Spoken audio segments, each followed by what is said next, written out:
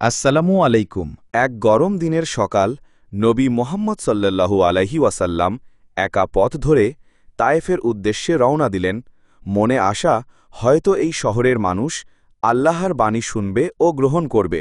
কিন্তু তায়েফের ৩ নেতা তাকে উপহাস করল ও অপমান করে শহর থেকে বের করে দিল।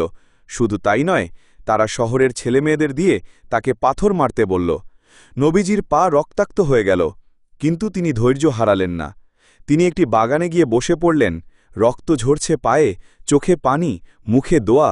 হে আল্লাহ, যদি তুই সন্তুষ্ট থাকিস তবে আমি কিছুই চাই না।